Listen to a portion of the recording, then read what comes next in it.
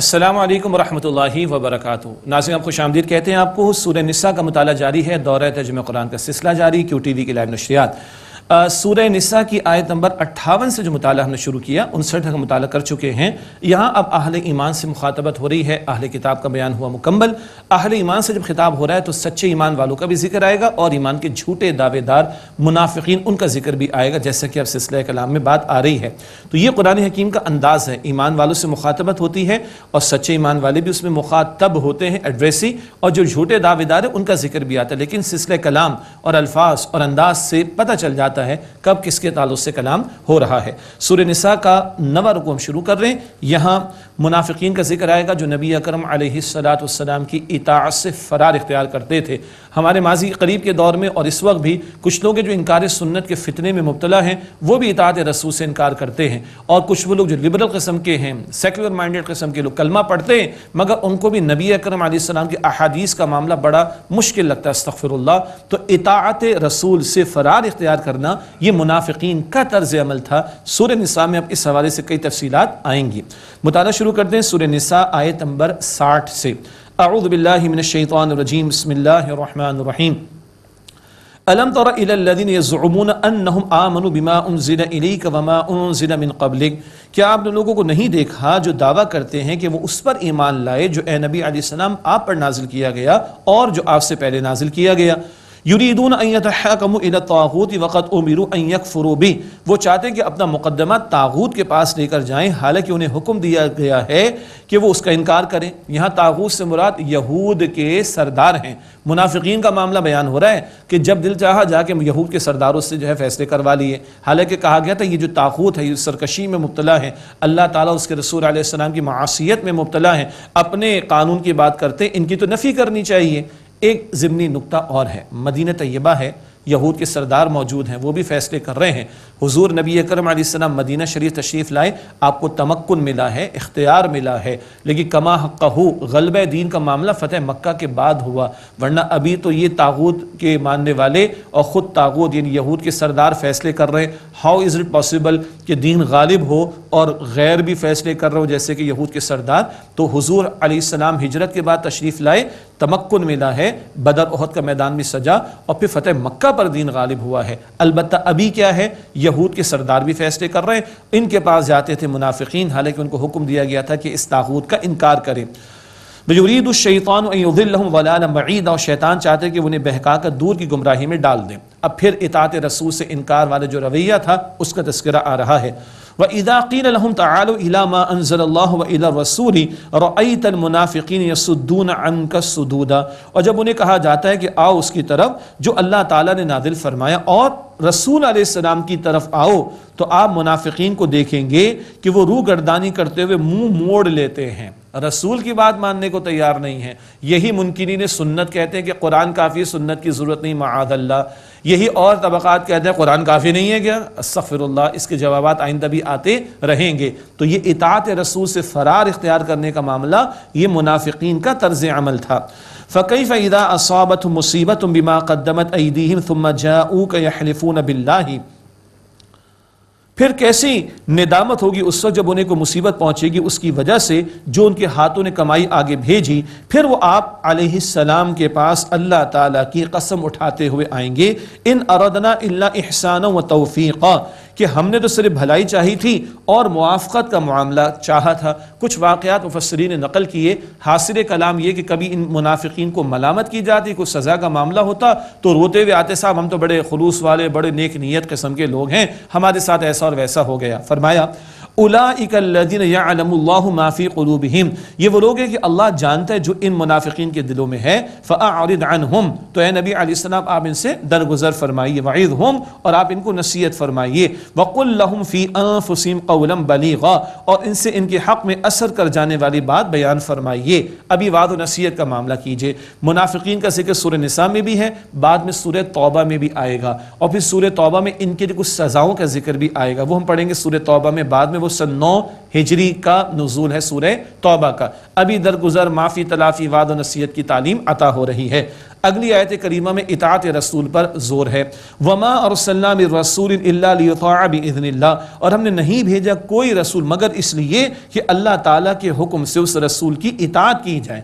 اللہ کے پیغمبروں کو اللہ تعالیٰ نے اس لیے بھیجا کہ وہ اللہ کا کلام, اللہ کی وحی بھی لوگوں کے سامنے پیش کریں, تعلیم بھی پیش کریں, اور ایک پریکٹیکل ڈیمونسٹریشن, ایک نمونہ بھی پیش کریں. پیغمبر آئے ہیں, اللہ تعالیٰ نے وحی کی تعلیم دی اور لوگوں کے لیے نمونہ ان کو بنایا.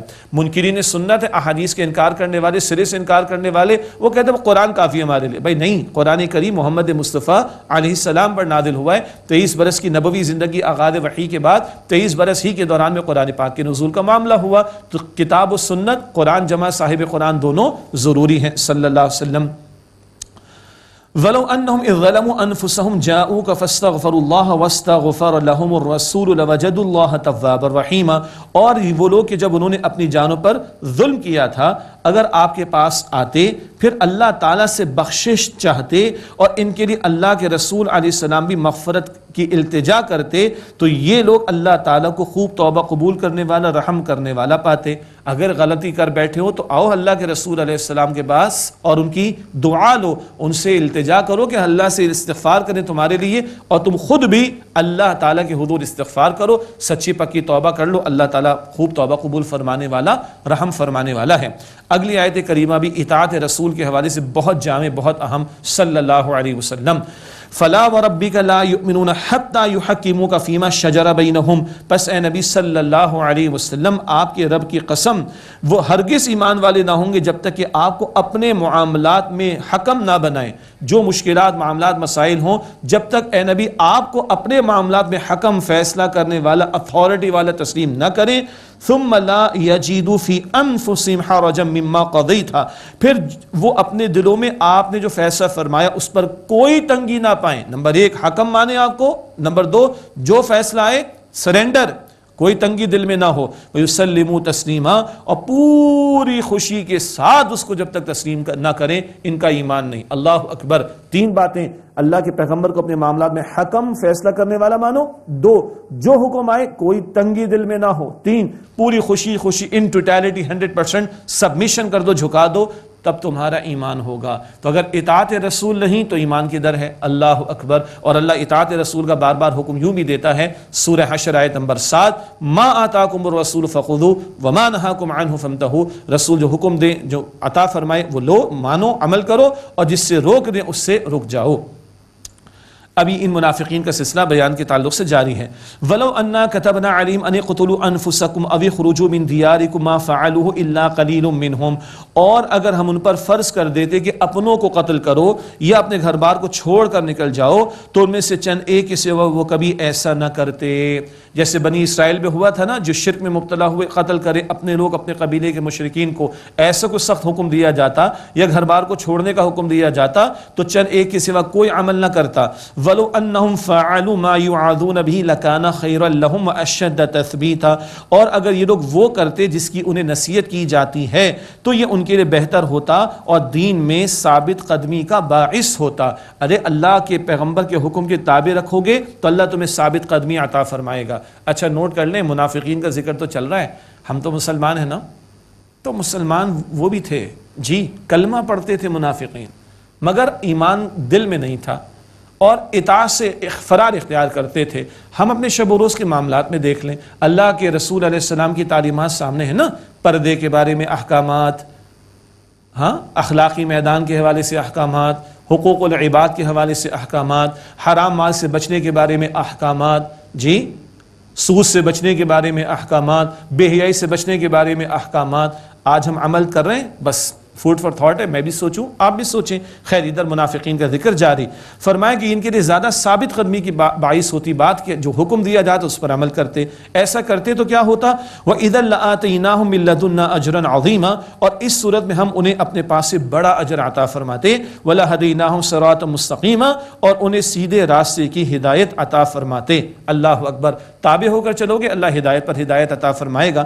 اگلی آیت کریمہ آیت نمبر 69, بڑا پیارا مقام, انعام یافتہ یافتہ لوگوں کا بیان۔ سورۃ الفاتحہ میں دعا کرتے ہیں نا کہ اہدنا الصراط المستقیم صراط الذین انعمت علیہم غیر المغضوب علیہم ولا الضالین۔ تو انعمت علیہم انعام کن پر ہوا؟ اگلی آیت کریمہ میں بتایا جا رہا ہے وَمَن يُطِعِ اللَّهَ وَالرَّسُولَ، اور جو اللہ تعالیٰ کی اطاعت کرے اور رسول علیہ السلام کی اطاعت کرے، فَأُولَٰئِكَ مَعَ الَّذِينَ أَنْعَمَ اللَّهُ عَلَيْهِمْ، تو یہ لوگ ان کے ساتھ ہوں گے جن پر اللہ تعالیٰ نے انعام فرمایا، من النبیین والصدیقین والشہداء والصالحین، انبیاء اور صدیقین اور شہداء اور صالحین۔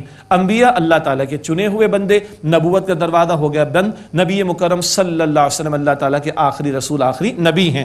صدیقین کون ہیں؟ وہ نیک لوگ ایک رائے کے مطابق جن میں غور و فکر کا پہلو، سوچ بچار کا پہلو زیادہ ہوتا ہے، ہوتے بہت نیک ہیں۔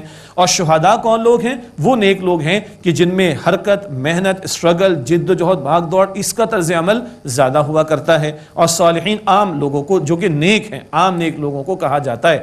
تو یہ چار قسم کے گروہ ہیں جن میں انبیاء کا گروہ تو یہ ہے کہ وہ دروازہ نبوت والا بند ہو گیا، باقی کے اعتبار سے خیر میں آگے بڑھنے کے مواقع ہیں۔ شرط کیا آئی؟ اللہ اور اللہ کے رسول کی جو اطاعت کرے صلی اللہ علیہ وسلم، تو یہ ان لوگوں کے ساتھ ہوں گے کہ جن پر اللہ نے انعام فرمایا۔ آگے فرمایا وَحَسُنَ أُولَٰئِكَ رَفِيقًا، اور یہ کیا ہی عمدہ ساتھی ہیں۔ اللہ اکبر کبیرہ۔ ناظرین کرام، بڑے دل کے کانوں سے ایک بات سنیے گا۔ حضرت ثوبان رضی اللہ تعالیٰ عنہ، طبرانی شریف کی روایت، نبی اکرم علیہ السلام نے ایک دن دریافت فرمایا کہ تم کچھ غم زدہ نظر آتے ہو، کیا معاملہ؟ یا رسول اللہ علیہ السلام، ایک بات مجھے پریشان کرتی، پتہ نہیں جنت میں جاؤں گا یا نہیں۔ صحابہ کی فکر اور پریشانیاں کیا ہیں ذرا اندازہ کر لیں۔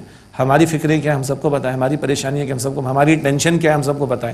صحابہ کی فکر اور پریشانی کیا رضی اللہ تعالیٰ عنہم اجمعین؟ معلوم نہیں یا رسول اللہ جنت ملے گی یا نہیں۔ اللہ اکبر۔ اور اگر اللہ نے فضل فرمایا اور جنت عطا ہو گئی تو پھر بھی غم ہے۔ کیا آپ کہاں مقام محمود، مقام بلند پر ہوں گے، ہم پتہ نہیں کہاں ہوں گے۔ آج تو صحبت ہے اور آپ کا دیدار میسر ہے، کل تو شاید نہ مل سکے گا۔ یہ ادا اس قدر اللہ کو پسند آئی، یہ آیت کریمہ کا نزول ہوا۔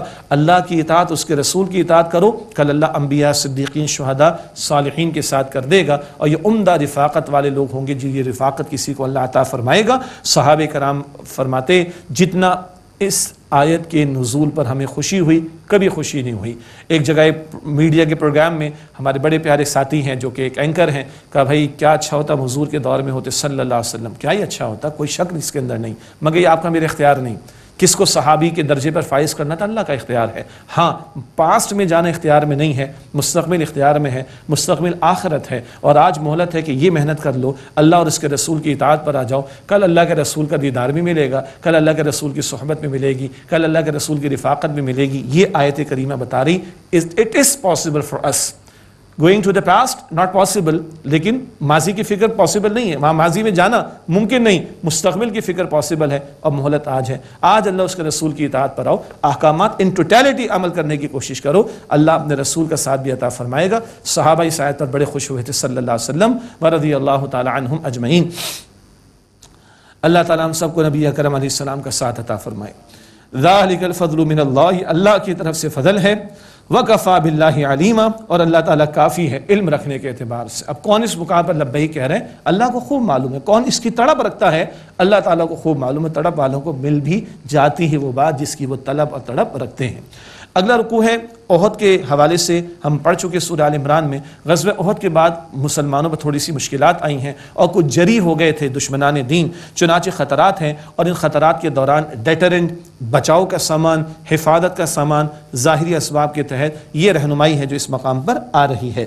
فرمایا یا ایھا الذین آمنوا خذوا حذرکم فانفروا ثبات او انفروا جمیعا، اے ایمان والو اپنے بچاؤ کا سامان لے لو، ہتھیار وغیرہ، پھر جدا جدا یعنی کچھ چھوٹے چھوٹے دستوں کی شکل میں نکلو، او انفروا جمیعا، یا سب اکٹھے ہو کر ہی کوچ کرو، جیسے حالات اس طرح کا فیصلہ کر کے چلو۔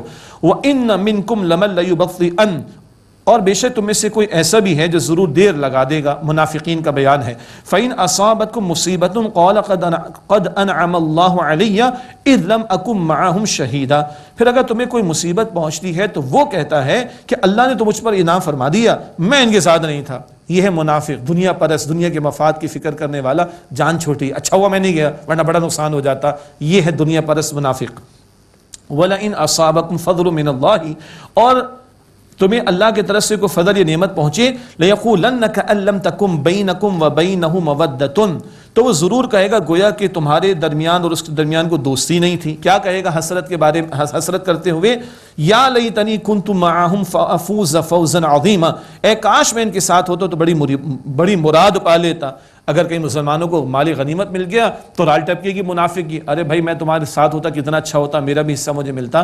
معلوم ہوا کہ دنیا پرست منافق کسی کا نہیں ہوتا، نہ ادھر کا ہے نہ ادھر کا. یہ سورہ نساء میں بعد میں پڑھیں گے، نہ ادھر کے نہ ادھر کے ہیں. یہ مال کا دیوانہ ہے، مال کا غلام ہے، اپنے مفاد ہی کا غلام ہے. یہ ہے طرز عمل منافقت والا جو سامنے آ رہا ہے. فرمایا فَلْيُقَاتِلْ فِي سَبِيلِ اللَّهِ الَّذِينَ يَشْرُونَ الْحَيَاةَ الدُّنْيَا بِالْآخِرَةِ، بس چاہیے کہ اللہ کے راستے میں قتال کریں وہ لوگ جو دنیا کی زندگی قربان کر دیتے ہیں آخرت کے بدلے. اللہ اکبر. آخرت جس کے پیش نظر ہو وہ قربانیاں دے گا. آخرت پر یقین ہو تو جان بھی لگائے گا، مال بھی لگائے گا، محنت بھی کرے گا، سب کچھ کھپائے گا. سب سے بڑھ کر جو شے ہم بار بار ذکر کر رہے ہیں، سب سے بڑھ کر جو عقیدہ ہمارے عمل پر امپیکٹ ڈالتا، اثر ڈالتا ہے، وہ آخرت کا یقین ہے. وَمَن يُقَاتِلْ فِي سَبِيلِ اللَّهِ فَيُقْتَلْ أَوْ يَغْلِبْ فَسَوْفَ نُؤْتِيهِ أَجْرًا عَظِيمًا، اور جو اللہ تعالیٰ کے راستے میں قتال کرے پھر قتل کر دیا جائے یعنی شہید یا غالب آ جائے، ہم انقریب اسے بڑا اجر عطا فرمائیں گے. فَسَوْفَ نُؤْتِيهِ أَجْرًا عَظِيمًا، اللہ اعلان فرما رہے ہیں ہم انقریب اسے بڑا اجر عطا فرمائیں گے. اگلی آیت میں مسلمانوں کو ابھارا جا رہا ہے کمزور بزرگوں، بوڑھوں، عورتوں، بچوں کی داد رسی اور مدد کرنے کے اعتبار سے قتال کے کئی مقاصد ہیں. اللہ کے کلمے کی سربلندی بھی، عدل کا نفاذ بھی، ظلم کا خاتمہ بھی، مظلوموں کی داد رسی بھی. فرمایا وَمَا لَكُمْ لَا تُقَاتِلُونَ فِي سَبِيلِ اللَّهِ، اور تمہیں کیا ہو گیا کہ تم اللہ تعالیٰ کے راستے میں قتال نہیں کرتے. وَالْمُسْتَضْعَفِينَ مِنَ الرِّجَالِ وَالنِّسَاءِ وَالْوِلْدَانِ، اور کمزور بے بس مرد اور عورتیں اور بچے. الَّذِينَ يَقُولُونَ، ان کی خاطر کیوں تم قتال نہیں کرتے جو یہ دعا کرتے ہیں ربنا، اے ہمارے رب، اخرجنا من هذه القرية الظالم اهلها، ہمارے رب ہمیں اس بستی سے نکال دے جس کے رہنے والے ظالم ہیں. واجعل لنا من لدنك وليا واجعل لنا من لدنك نصيرا، اور بنا دے ہمارے لیے اپنے پاس سے کوئی حمایتی اور بنا دے ہمارے لیے اپنے پاس سے مددگار. تو کمزور بوڑھے بچے عورتیں ان کی داد رسی کے لیے بھی قتال کا تقاضا آتا ہے. یہ اللہ تعالیٰ کا کلام بتا رہا ہے. نبی مکرم علیہ السلام مدینہ شریف میں تھے، کچھ لوگ ہجرت نہ کر سکے، مکہ مکرمہ میں تھے، بزرگ بھی تھے، بچے بھی، عورتیں بھی. ان کی پکار کا ذکر ہے اور ان مظلوموں کی داد رسی کے لیے مسلمانوں کو ابھارا جا رہا ہے. ہاں فتح مکہ ہوئی اور بغیر کسی جنگ کے مسلمان اکثر ہو گئے، یعنی مکہ مکرمہ بھی فتح ہوا، لیکن پکارا گیا تھا. اور اللہ تعالیٰ ذکر فرما رہا ہے جب تک حضور فتح مکہ کے لیے تشریف نہ لے گئے صلی اللہ علیہ وسلم، جماعت تیار ہو رہی تھی اور غزوات کے میدان سج رہے تھے. بدر سجا، احد سجا، احزاب کا معاملہ ہوا. پھر 8 ہجری میں فتح مکہ. اس وقت تک حضور دعا فرماتے تھے اللہ مکہ مکرمہ فلاں بن فلاں کی مدد فرما، فلاں بن فلاں کی مدد فرما. اور یہ وہ صحابہ کرام تھے جو اللہ کے دین کے غلبے کی جد و جہد میں لگے ہوئے تھے، ان سے مخاطبت ہو رہی ہے اور بالفعل فتح مکہ کا معاملہ بھی ہوا. پکار تو آج بھی ہے، ظلم و ستم مسلمانوں پر برپا ہے. پچھلے 100 برس میں سب سے زیادہ لاشیں ہمارے بچوں کے، ہماری بہنوں کے، ہماری ماؤں کے، ہمارے بزرگوں کے گرائے گئے ہیں. سب سے سستا خون مسلمانوں کا ہے اور یہ مسلمانوں کو پکار لگائی جا رہی ہے. ہاں جہاں جہاں مسلمانوں اپنے خطوں کو تو مضبوط کریں، یہ تو لائنز کھچی ہوئی ہیں، نظام خلافت اس وقت قائم نہیں ہے، بہرحال تو اپنے ملکوں کو مضبوط کریں، وہاں شریعت کو نافذ کریں، پھر اللہ تعالیٰ کی مدد ہمارے شامل حال ہو تو آگے بڑھنا ہے. اور مظلوم بچوں، بہنوں، بھائیوں، بزرگوں کی پکار پر لبیک بھی کہنا ہے. آج بھی پکاریں لگتی ہیں، مگر آپ سوچیں ہم دعا بھی کرتے ہیں، کوئی احساس بھی ہمارے دلوں میں ہے ان کی تکلیف کو، اپنی تکلیف، ان کے دکھ کو اپنا دکھ محسوس کرنا، یا ہم بالکل ہی بے حس ہو چکے ہیں؟ اللہ تعالی ہماری کوتاہیوں کو معاف فرمائے، ہمیں دین پر ثابت قدمی دے، دین کے نظام کو قائم کرنے کی توفیق دے. نظام خلافت جب قائم ہوتا ہے تو باطل کی آنکھوں میں آنکھیں ڈال کر بات ہوتی ہے. پھر کبھی ایک بہن خط لکھتی ہے تو ریاست اور خلافت حرکت میں آتی ہے اور ظلم کا خاتمہ ہوا کرتا ہے. اللہ ہمارے ذمہ داران کو اور ہماری عوام کو اس کی توفیق عطا فرمائے. الذین آمنوا یقاتلون فی سبیل اللہ، جو لوگ ایمان لائے وہ اللہ تعالیٰ کے راستے میں قتال کرتے ہیں. والذین کفروا یقاتلون فی سبیل الطاغوت، اور جنہوں نے کفر کیا وہ لڑتے ہیں طاغوت کے راستے میں. فقاتلوا اولیاء الشیطان، پس تم شیطان کے ساتھیوں سے لڑو. شیطان کے ساتھی کون ہیں؟ جو نبی مکرم علیہ السلام کی حق کی دعوت میں روڑے اٹکا رہے ہیں، وہ مشرکین مکہ تھے یا ہیں، یہود ہوں ان سے بھی قتال کا معاملہ آگے ہوگا، یا یاسین کے سانپ اگر کوئی اس طرح کی باتیں کریں تو ان کی سازشوں کا توڑ کیا جائے گا۔ یاسین کے سانپوں سے مراد منافقین، تو بتایا جا رہا ہے کہ ایمان والے اللہ کے راہ میں لڑتے ہیں اور کفر کرنے والے طاغوت کے راستے میں لڑتے ہیں۔ فقاتلوا اولیاء الشیطان، پس تم شیطان کے ساتھیوں سے لڑو، جنگ کرو۔ ان کید الشیطان کان ضعیفا، بے شک شیطان کا فریب بڑا ہی کمزور ہے۔ اللہ اکبر۔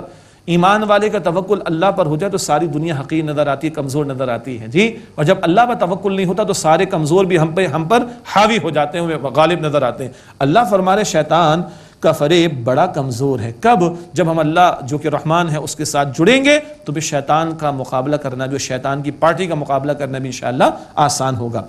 11واں رکوع شروع ہوتا ہے، قتال کا تذکرہ آ رہا ہے، اطاعت کا بیان بھی آ رہا ہے، اور بہت اہم معاشرتی ہدایات کا ذکر بھی آئے گا انشاءاللہ، اور منافقین کا طرز عمل بھی درمیان میں آ رہا ہے۔ الم تر الی الذین قیل لهم کفوا ایدیکم واقیموا الصلاۃ وآتوا الزکاۃ، کیا آپ نے لوگوں کو نہیں دیکھا جنہیں کہا گیا تھا کہ اپنے ہاتھوں کو روکے رکھو اور نماز قائم کرو اور زکوٰۃ ادا کرو۔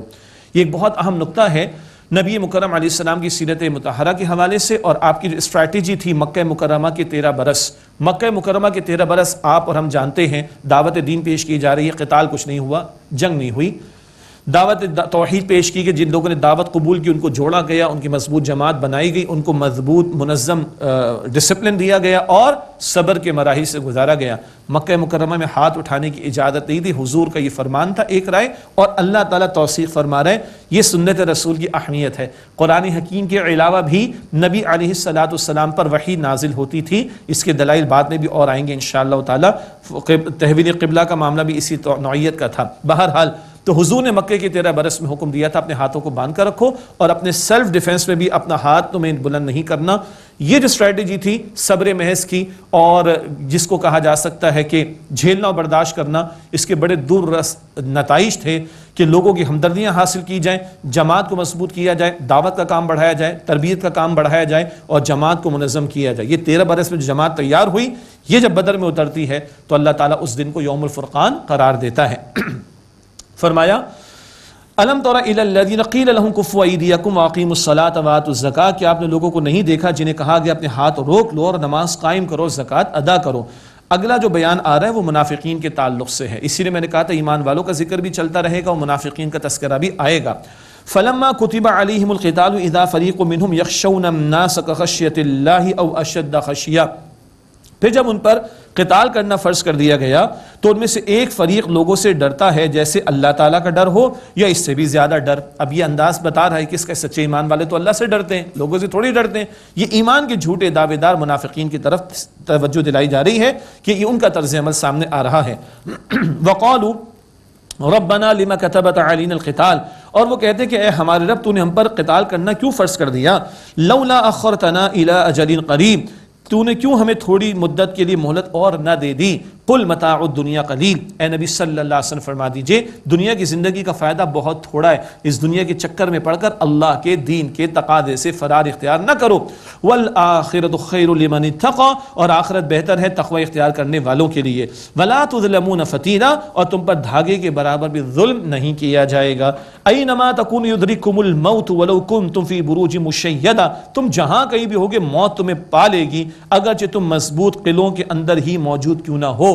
تو قتال سے فرار اختیار کر کے کیا تمہاری جان بچ جائے گی؟ نہیں، تم مضبوط قلعوں کے اندر بھی اگر محفوظ ہوگے تو تمہیں موت آ لے گی، تو پھر قتال سے کیوں جی چراتے ہو؟ وَإِن تُصِبْهُمْ حَسَنَةٌ يَقُولُ هَذِهِ مِنْ عِنْدِ اللَّهِ، اور اگر انہیں کوئی بھلائی پہنچتی ہے تو وہ کہتے ہیں اللہ تعالیٰ کی طرف سے ہے۔